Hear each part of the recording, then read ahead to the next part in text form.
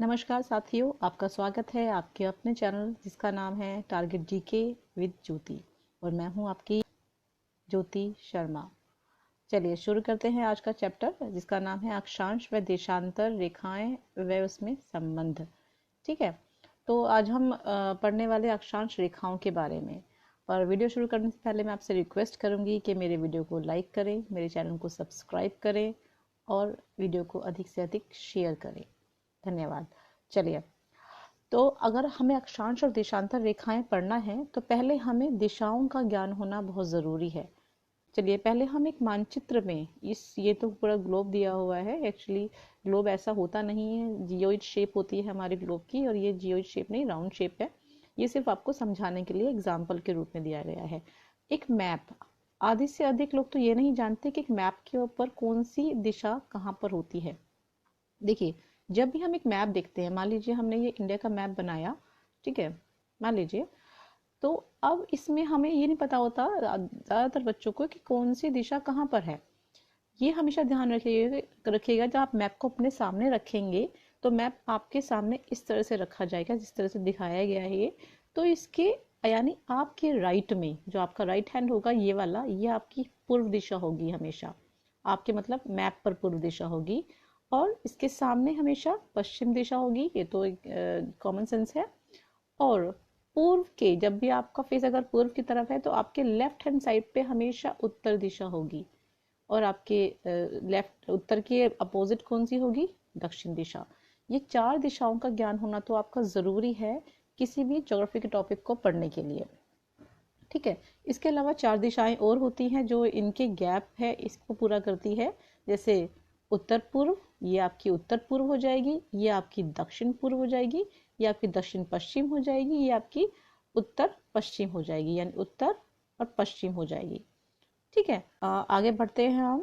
तो इस जिस तरह से एक मैप के ऊपर दिशाएं होती हैं, इसी तरह से ये सेम रूल एक पृथ्वी के ऊपर भी फॉलो होता है। देखिए, पृथ्वी को अगर हम सामने से इस तरह से देखेंगे कि ये पृथ्वी है हमारी, तो पृथ्वी के इस तरफ आपकी पूर्व दिशा होगी, इधर पश्चिम दिशा होगी, ऊपर उत्तर होगी और नीचे आपकी दक्षिण दिशा होगी। ठीक है, इस बात को आपको दिमाग में रखना ही होगा जब आप मैप पढ़ रहे हैं। अब यहाँ पे आप देख पा रहे होंगे, इधर ये 0 डिग्री है, ये एक अक्षांश रेखा है।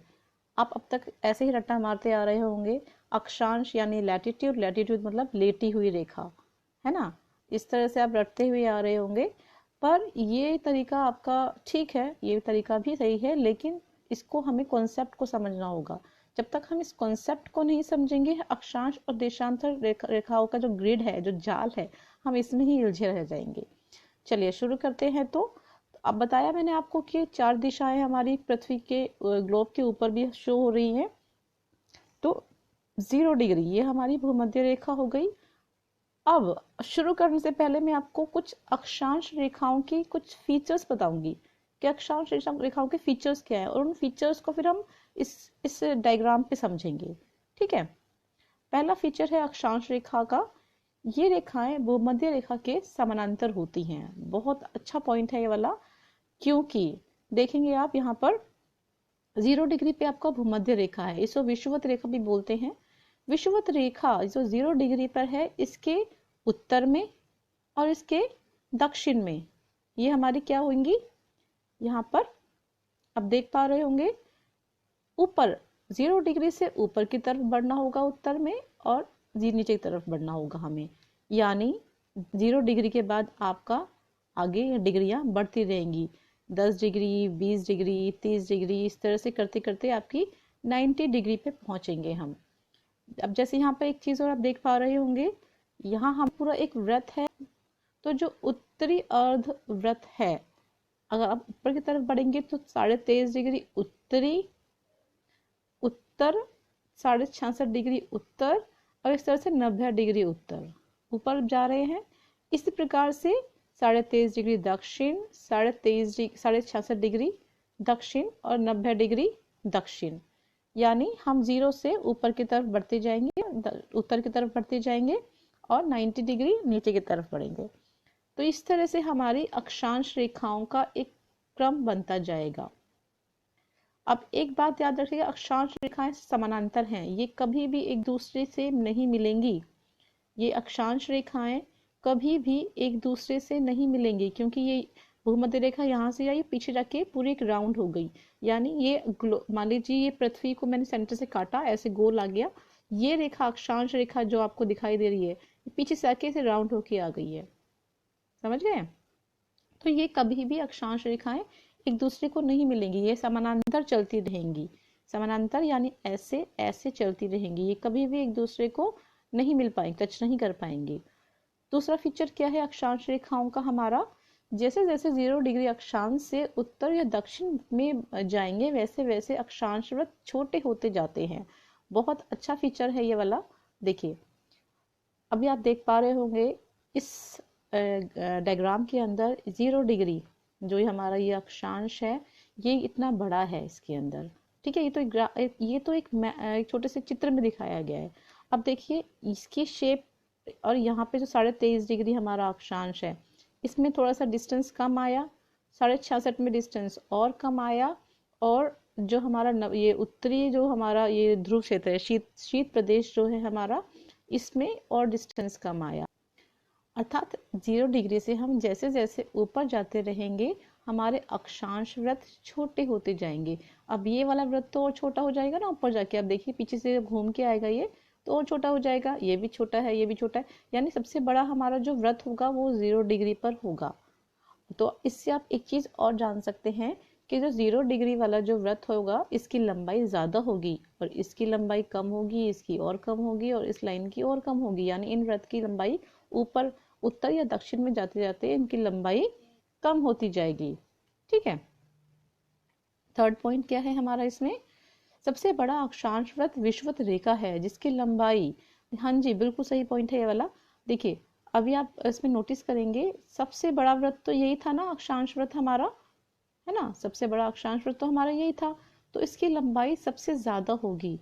और कितनी लंबाई बताई गई है इसकी, 40,059, या कई पुस्तकों में देखेंगे आप 40,075, यानी अप्रोक्सीमेटली इसके आसपास ही होगी। बिल्कुल एग्जैक्ट वैल्यू कि मैंने 2-3 पुस्तकें देखी ना, या 2 ही वैल्यू मुझको मैच करती हुई दिखाई दी, तो मैंने वो दोनों वैल्यू रख दी है ताकि एग्जाम में आप कंफ्यूज ना हो। ठीक है, नेक्स्ट है हमारा पॉइंट इसको लेकर, दो अक्षांशों के बीच की धरातलीय दूरी लगभग 111 किलोमीटर होती है। 0.3 या कई बार 32 भी आ जाता है, कई जगहों पे आप देखेंगे यहाँ पर 111.32 भी लिखा होता है। दूरी कितनी होगी हमारी, यानी 0 डिग्री ये हो गया, और जो दूसरा अक्षांश आएगा 1 डिग्री 2 डिग्री, इस तरह से इनके बीच की जो दूरी होगी वो होगी 111.32 किलोमीटर। ठीक है, ये पॉइंट क्लियर हो गया आपको। नेक्स्ट है, पृथ्वी को 180 डिग्री अक्षांशों में बांटा गया है परंतु अक्षांश रेखाएं 81 होती हैं। हाँ जी बिल्कुल सही बात है। ये इसका अर्थ है कि जब पृथ्वी को हमने बांटा है तो 0 डिग्री से हमने कब काउंट करना शुरू करा, तो 180 डिग्री होंगी हमारी, यानी 190 ऊपर और 90 नीचे, कितनी हो गई 180। लेकिन जो 0 डिग्री है वो भी तो एक अक्षांश रेखा है, तो इसलिए 181 अक्षांश रेखाएं हैं पूरी। अच्छा, नेक्स्ट आप पढ़ेंगे कि अक्षांश रेखाओं का उद्देश्य क्या है। ठीक है, अक्षांश रेखाओं या देशांतर रेखाओं का उद्देश्य है कि इससे किसी स्थान की जानकारी मिलती है हमें। यानी अगर हम पूरी बात करें, अभी हम आगे पढ़ेंगे जब देशांतर रेखाएं, तब समझाऊंगी आपको मैं कि किस तरह से देशांतर रेखाएं और अक्षांश रेखाएं मिलकर एक ग्रिड का निर्माण करती हैं। ठीक है, और ये ग्रिड जो है इससे हमें एक देश, जिस तरह से घर का एड्रेस होता है ना, एक घर का एड्रेस होता है, इसी तरह से एक देश का एड्रेस भी होता है। एक भारत अगर हम बोले यहाँ पर स्थित है, तो भारत को हम कैसे जज करेंगे कि भारत कहाँ से कहाँ पर स्थित है। ऐसे तो हम किसी भी देश का पता नहीं लगा पाएंगे ना कि कौन सा देश विश्व के मानचित्र पे कहाँ स्थित है। तो इसका जानकारी के लिए हमें अक्षांश और देशांतर रेखाओं की सहायता लेनी पड़ती है। मैंने लिखा हुआ यहाँ पर आपको, घर का एड्रेस, जिस जैसे घर का एड्रेस होता है, एक प्रकार से ये रेखाएं एक देश का पता होती हैं जो विश्व के मानचित्र पे उनकी स्थिति को दर्शाता है। फिर है अक्षांश रेखाओं से किसी स्थान की जलवायु की जानकारी मिलती है। ये बहुत अच्छा पॉइंट है कि अक्षांश रेखाओं से किसी स्थान की जलवायु की जानकारी। जलवायु की जानकारी कैसे मिलेगी? आप देखिए, जो एक पृथ्वी पर 0 डिग्री अक्षांश होता है, यहाँ पर सबसे ज्यादा गर्मी होती है। 0 से 10 डिग्री अक्षांश तक बहुत गर्मी होती है। ये हमारा उष्ण कटिबंधीय क्षेत्र होते हैं। ठीक है। जिस तरह से हम जैसे जैसे हम उच्च अक्षांशों की तरफ बढ़ते जाएंगे, वहां पे गर्मी कम होती जाएगी, और जब हम ये इस शीत कटिबंध शीत क्षेत्र में जाएंगे तो वहां पर गर्मी बहुत ही कम होगी। समझ रहे हैं आप? तो अगर मैं बोलूं कि हम हमारा जो दक्षिणी पॉइंट है भारत का, वो 8 डिग्री 4 मिनट अक्षांश पर है, तो यानी 8 ऊपर की तरफ होगा। हम कहीं ऐसे लोकेट करेंगे वर्ल्ड मानचित्र के अंदर, ठीक है, वर्ल्ड मैप के अंदर। तो आप देखिए, यानी हमारे दक्षिण भारत के हिस्से में यहाँ ये ऑलमोस्ट भूमध्य रेखा के पास आएगा, यहाँ गर्मी होगी। और हमारे जो ऊपर आप देखेंगे भारत के मानचित्र में, तो यहाँ पहाड़ी प्रदेश है। यानी जिस तरह से हम पूर्व की उत्तर की तरफ जाते रहेंगे, या फिर 0 डिग्री से दक्षिण की तरफ जाते रहेंगे, उतने ही हमारे शीतोष्ण शीत प्रदेश आते रहेंगे। यानी किस अक्षांश पर क्या जलवायु है, ये हम पता लगा सकते हैं, क्योंकि हम जानते हैं कि उच्च अक्षांशों पर जलवायु ठंडी होती है। देखिए, नेक्स्ट पॉइंट हमारा देशांतर रेखाएं। इन्हें मध्यांतर रेखा भी कहते हैं। इसमें उत्तरी ध्रुव से दक्षिण ध्रुव के बिंदुओं को मिलाया जाता है। इस पॉइंट में वापस आएंगे हम। ये हमारा है देशांतर रेखाओं का एक ग्रिड। देखिए आप, यहाँ पे उत्तरी से उत्तर जो हमारा पॉइंट है, दक्षिण पॉइंट है, इस पॉइंट से दूसरे पॉइंट को मिलाया जाता है। ये समानांतर नहीं है, ये एक पॉइंट पे आके मिलती हैं। देशांतर रेखाएं एक पॉइंट पे आके मिलेंगी, समझ रहे हैं ना? और जो एक 0 डिग्री होगी यहाँ पर, इसे मध्यांतर रेखा कहते हैं। ठीक है, मध्यान्ह रेखा कहते हैं हमारी, ये 0 डिग्री पे होगी। अब देखेंगे आप कि देशांतर रेखाएं जो हैं, देशांतर रेखाओं के बीच में सबसे ज्यादा दूरी कहाँ पर होगी? 0 डिग्री पर। यानी सबसे ज्यादा भूमध्य रेखाओं पे इनके बीच में दूरी होगी, समझ रहे हैं? और जैसे जैसे हम उच्च अक्षांशों की तरफ बढ़ते जाएंगे, इनके बीच की दूरी कम होती जा रही है, आप देख पा रहे हैं, है ना? ऐसे ही यहाँ पे इनके बीच की दूरी कम होती जा रही है। यानी अधिकतम दूरी कहाँ पे होगी? 0 डिग्री पर। ठीक है। नेक्स्ट है आपका पॉइंट, पृथ्वी को 360 डिग्री देशांतर रेखाओं में बांटा गया है। 360 डिग्री किस तरह से बांटा गया है? अब देखिए, अगर हम देशांतर की बात करें तो 0 डिग्री ये हो गया। अब क्योंकि पृथ्वी को 180 यहाँ पर और 180 डिग्री यहाँ पर, इनको बांटा गया है इस तरह से। तो अगर हम बात करें तो 0 से शुरू करेंगे हम, ठीक है, और इस तरह से 180 करते करते पूरा 360 पे घूम के सारी हमारी आ जाएंगी एक ग्रिड के ऊपर। अगर हम देखेंगे यहाँ पर ऐसे, ये 0 डिग्री जो है, ये है हमारा मध्यांतर रेखा। और ये ग्रीनविच रेखा कहते, इसको ग्रीनविच रेखा भी बोलते हैं। बहुत सुना होगा आपने नाम ग्रीनविच रेखा। सभी देशांतर, ग्रीनविच कहाँ पड़ता है? ये पड़ता है इंग्लैंड। इंग्लैंड में एक जगह है, ठीक है, वहां पर है आपका ग्रीनविच। वहां से है ये एक स्टैंडर्ड टाइम लिया गया है पूरे वर्ल्ड के लिए। सभी देशांतर रेखा की गिनती यहाँ से शुरू होती है, इसलिए इसे प्रधान मध्यांतर रेखा भी कहते हैं। क्या बोलते हैं इसको? प्रधान मध्यांतर रेखा। फिर है एक नोट आपके लिए, क्रोनोमीटर के द्वारा ग्रीनविच समय के साथ साथ किसी भी स्थान का देशांतर जान सकते हैं। देखो, क्रोनोमीटर क्या होता है? इससे एक देश की स्थिति कहाँ है, किस देशांतर पे पड़ता है, ये जान सकते हैं। इसका अधिकतर प्रयोग जो नाविक होते हैं वो इसका प्रयोग करते हैं। नेक्स्ट है आपका, ये बहुत काम की चीज मैंने आपके लिए डाली है इसके अंदर, इससे आपको वर्ल्ड मैप में समझना आसान हो जाएगा। देखिए, 0 डिग्री आप देख पा रहे होंगे, ये है प्राइम मेरिडियन लाइन, और यहाँ पर पड़ता है आपका इंग्लैंड। तो ये इंग्लैंड के पास आपका प्राइम मेरिडियन लाइन हो जाएगा। ठीक है, 0 डिग्री यहाँ पे आ गया। 0 डिग्री इक्वेटर हमारा हो गया, ये 0 डिग्री पे हो गया, देख रहे हैं आप। उत्तर में यानी नॉर्थ में 23.5 डिग्री पर ये हमारा ट्रॉपिक ऑफ कैंसर है। ट्रॉपिक ऑफ यानी कैंसर यानी कर्क रेखा। 23.5 डिग्री दक्षिण में ट्रॉपिक ऑफ कैप्रिकॉर्न यानी मकर रेखा है। ठीक है, और 66.5 डिग्री साउथ में आपका है अंटार्कटिक सर्कल, ये रहा आपका, है ना। और 66.5 डिग्री नॉर्थ में है आपका आर्कटिक सर्कल। अक्षांश व देशांतर रेखाओं के जाल को ग्रिड या मैश भी कहते हैं। ये एक बार क्वेश्चन आया हुआ है कि मैश क्या होता है।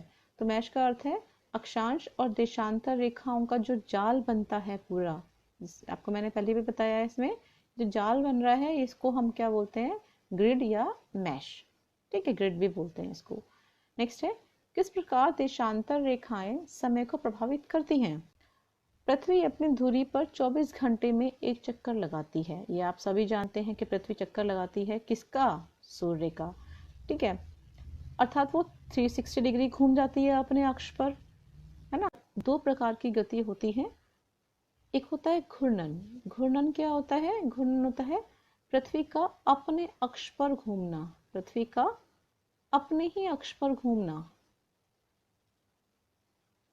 पृथ्वी अपने अक्ष पर घूम रही है पश्चिम से पूर्व की ओर, तभी तो सूर्य पूर्व से निकलता है। पृथ्वी घूम रही है पश्चिम से पूर्व की ओर, ये पश्चिम था आपका और ये आपका पूर्व था, इस ओर घूम रही है।